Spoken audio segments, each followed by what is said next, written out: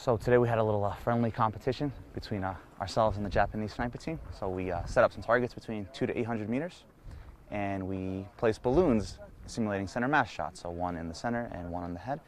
And we attempted to fire at the targets between 200 and 800 meters, 1 minute for first round shots, and 10 seconds for a follow-up if you were to miss.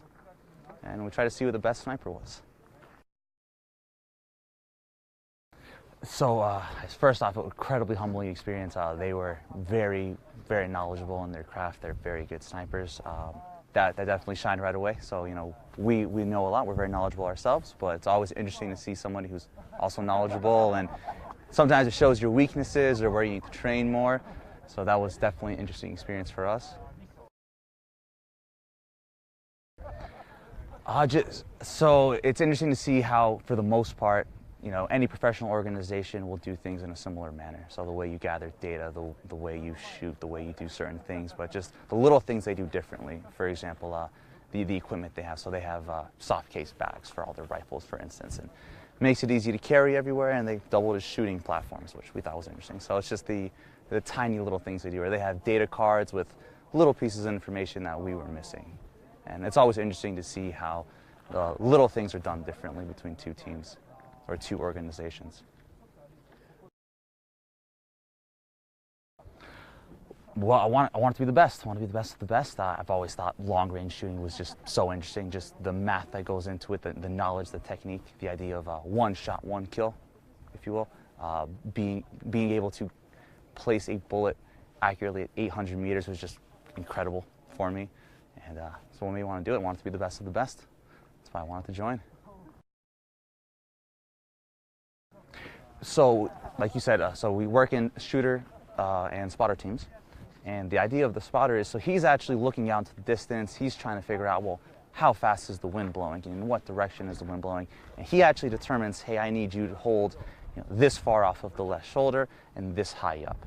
And so he's actually doing all the math behind the scenes. The shooter just stays steady and pulls the trigger. So it's actually, it's a huge reliance on your spotter. If anything, when you win a competition, your spotter won it for you, just making correct wind calls and telling you where to place your shots. So it's a heavy reliance. So as a shooter, you have to just, you know, keep your nerves calm. So especially when you miss, and, you know, for example, today, if you missed a shot, you have 10 seconds to re-engage, which can be frustrating. The adrenaline is pumping, you're getting nervous, and yeah, you just have to, you know, stay calm, relax, just focus on your fundamentals and pull that trigger straight to the rear.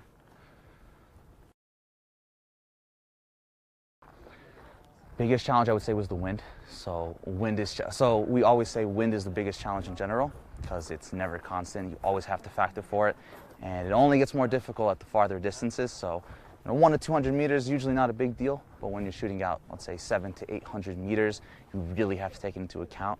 And the winds out here, not only were they strong, but they were constantly changing on us. So definitely a big challenge of trying to read the wind and make quick adjustments for it. どうでしたか、今日の訓練は。米軍は非常に広大な射場を持っており、日本ではできない訓練を実施させていただいております。In the United States, the training area is really big compared to the training area in Japan, and a lot of the stuff that they want to do in Japan they can't do because of the limits and laws and stuff, and over here they're more lenient and they could get the training that they want to conduct. 彼らは実践の経験を豊富に保有しており、学ぶべきところがたくさんあります。From our perspective, they have a lot of experience in combat, and they're using that and they apply it in their training, so we could learn a lot from the American counterparts. Okay. そうですね、風を読んで、車種がしっかりと射撃に集中できるようなことをしていました。He was reading the windage and observing the shooter that hitting the targets. そうですね、やはりこのような広大な土地でできるっていうのは日本でできないので、そこは日本とは違うけど、それ以外はあとは日本でもできることかなと。He said, as the training area is so much more bigger than what's in Japan, so he could still do the same type of training, but American training facility you could conduct better and bigger training. やはりその日本だけだと技術も知識も偏ってしまうので、それをやっぱヒントというか、技術をアメリカの技術を得れたことはすごい大きかったことですね。Like training just for Japanese, you know, and training with the Americans, we share knowledge. Two countries different, but we share knowledge and we can learn from a lot from our U.S. counterparts. So sharing knowledge is very important.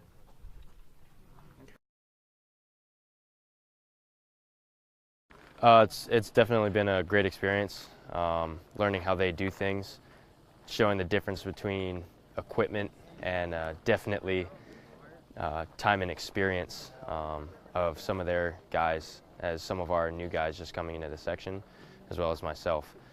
But they've definitely been very eager to learn things, as well as we have been eager to learn how they do theirs as well. As a spotter, it's very important that I keep my shooter up to date to the second with ballistic and weather information.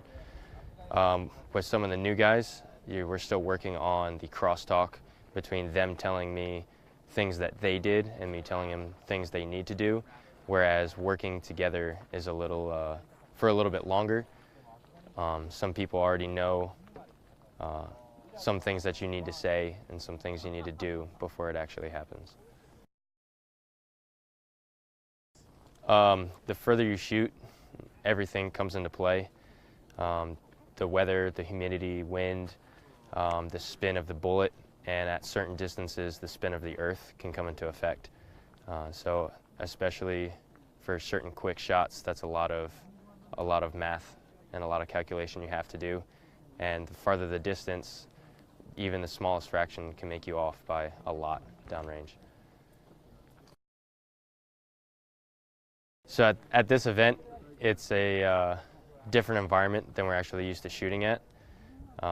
Working with different conditions out here. Yesterday we had a lot of wind, really a lot of wind. And it was definitely throwing the shots a little more than we anticipated. By the time we got used to it, it was blowing the other direction. So probably the biggest factor.